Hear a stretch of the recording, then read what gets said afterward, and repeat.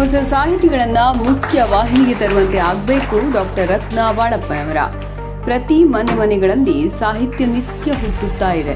ಬದುಕೆ ಒಂದು ಸಾಹಿತ್ಯ, ಬದುಕೆ ಒಂದು ಕಲೆ ಆಗಿರೋದ್ರಿಂದ ಅದನ್ನು ನಾವು ನಿತ್ಯ ಆಸ್ವಾದಿಸ್ತಾ ಇರಬೇಕು. ಆಸ್ವಾದಿಸುವುದಕ್ಕೆ ಇಂತಹ ಕಾರ್ಯಕ್ರಮಗಳು ಬೇಕಾಗುತ್ತವೆ ಎಂದು ಡಾಕ್ಟರ್ ರತ್ನ ಬಾಳಪ್ಪನವರ ಹೇಳಿದರು.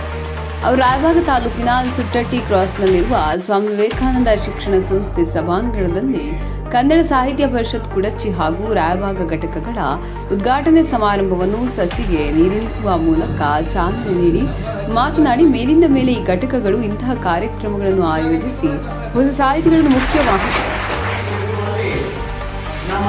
ಮುಖ್ಯವಾಹಿನಿಗೆ ತರುವಂತೆ ಆಗಬೇಕೆಂದು ಇದೇ ಸಮಯದಲ್ಲಿ ಕಸಾಪ ತಾಲೂಕು ಅಧ್ಯಕ್ಷ ರವೀಂದ್ರ ಪಾಟೀಲ್ ಹಾಗೂ ಗಣ್ಯರು, ನೂತನ ಕುಡಚಿ ಹೋಬಳಿ ಅಧ್ಯಕ್ಷರಾದ ಸಂತೋಷ್ ಸನದಿ ಹಾಗೂ ರಾಯಬಾಗ ಹೋಬಳಿ ಅಧ್ಯಕ್ಷರಾದ ಮಹಾದೇವಿ ಮಾಡಿ ಅವರಿಗೆ ನಾಡಬಾವುಟ ನೀಡಿ ಪದಾಧಿಕಾರಿಗಳಿಗೆ ಕೆಂಪು ಹಳದಿ ಶಲ್ಯ ಹೊದಿಸಿ ಜವಾಬ್ದಾರಿ ನೀಡಿದರು.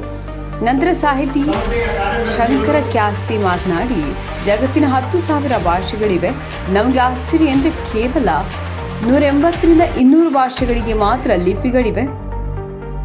ಇನ್ನುಳಿದ ಎಲ್ಲವುಗಳು ಗಾಳಿಯಲ್ಲಿ ತೂರಿ ಹೋಗುವಂಥವುಗಳು ಭಾಷೆಗಳು. ಆದರೆ ನಮಗೆ ಖುಷಿ ಅಂದರೆ ಕನ್ನಡ ಎನ್ನುವಂತಹ ಭಾಷೆಗೆ ಲಿಪಿ ಇದೆ, ಓದಲಿಕ್ಕೆ ಬರ್ತಿದೆ, ಬರೆಯಲಿಕ್ಕೂ ಬರ್ತದೆ. ಸಾವಿರಾರು ಭಾಷೆಗಳು ಕೇವಲ ಮಾತನಾಡಲಿಕ್ಕೆ ಮಾತ್ರ ಬರ್ತದೆ.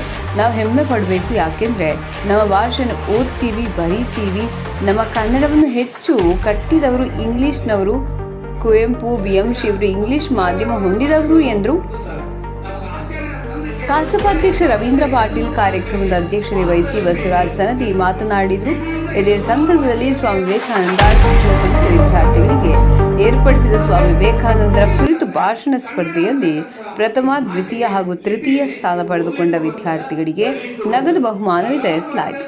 ಈ ಸಂದರ್ಭದಲ್ಲಿ ಅಧ್ಯಕ್ಷತೆಯನ್ನು ಸಂಸ್ಥೆಯ ಅಧ್ಯಕ್ಷ ಬಸವರಾಜ್ ಸನದಿ, ಉದ್ಘಾಟಕರಾಗಿ ಡಾಕ್ಟರ್ ರತ್ನ ಬಾಳಪ್ಪನವರ, ಕಸಾಪ ತಾಲೂಕು ಅಧ್ಯಕ್ಷ ರವೀಂದ್ರ ಪಾಟೀಲ್, ಸಾಹಿತಿ ಶಂಕರ ಕ್ಯಾಸ್ತಿ, ನೂತನ ಕುಡಚಿ ಹೋಬಳಿ ಕಸಾಪ ಅಧ್ಯಕ್ಷ ಸಂತೋಷ್ ಸನದಿ, ರಾಯಬಾಗ ಹೋಬಳಿ ಅಧ್ಯಕ್ಷೆ ಮಹಾದೇವಿ ಮಾಡಿ, ಶ್ರೀಕಾಂತ ಕಂಬಾರ ಇತರರು ಉಪಸ್ಥಿತರಿದ್ದರು. ನಾವು ಕನ್ನಡವನ್ನು ಉಳಿಸ್ಕೊಳ್ಬೇಕು, ಬೆಳೆಸಬೇಕು ಅನ್ನೋದೊಂದು ನಮ್ಮಲ್ಲಿ ಒಂದು ಆತ್ಮಸ್ಥೈರ್ಯ ಇದ್ದಾಗ ಅಂತ ಸೇವೆ ಮಾಡಲಿಕ್ಕೆ ನನಗೊಂದು ಬಹಳ ದೊಡ್ಡ ಸದಾವಕಾಶವನ್ನ ನಮ್ಮ ಪಾಟೀಲ್ ಸರ್ ಅವರು ನನಗೆ ವಹಿಸಿಕೊಟ್ಟಿದ್ದಾರೆ. ಇವತ್ತಿನ ದಿವಸ ಕರ್ನಾಟಕ ರಾಜ್ಯದ ಕನ್ನಡ ಸಾಹಿತ್ಯ ಪರಿಷತ್ತಿನ ಅಧ್ಯಕ್ಷರಿಗೆ ಹಾಗೂ ಹೋರಾಟ ಮಾಡಬೇಕು.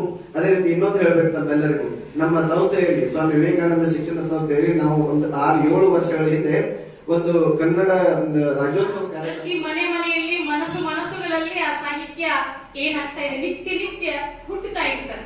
ಬದುಕೇ ಒಂದು ಸಾಹಿತ್ಯ, ಬದುಕೇ ಒಂದು ಕಲೆ ಆಗಿರೋದ್ರಿಂದ ಅದನ್ನ ನಾವು ನಿತ್ಯ ಆಸ್ವಾದಿಸ್ತಾ ಇರ್ಬೇಕು. ಆ ಆಸ್ವಾದಿಸೋದಕ್ಕೆ ಇಂತಹ ಒಂದು ಕಾರ್ಯಕ್ರಮಗಳು ಬೇಕಾಗ್ತವೆ. ಮೇಲಿಂದ ಮೇಲೆ ಈ ಘಟಕಗಳು ಇಂತಹ ಕಾರ್ಯಕ್ರಮಗಳನ್ನ ಆಯೋಜನೆ ಮಾಡಿ ಹೊಸ ಸಾಹಿತಿಗಳನ್ನ ಮುಖ್ಯವಾಹಿನಿಗೆ ತರಲಿ. ಇಲ್ಲಿರುವಂತಹ ಎಷ್ಟೋ ವಿದ್ಯಾರ್ಥಿಗಳು ಬಹಳ ವಿಷಾದ ಅನಿಸ್ತದೆ, ವಿದ್ಯಾರ್ಥಿಗಳು ಇವತ್ತಿಲ್ಲ, ಸಂಡೇ ಇವತ್ತು ಬಹಳ ಬ್ಯುಸಿ ಇರ್ತಾರೆ ಅವರು. ಹಾಗೆ ಇರುವಂತಹ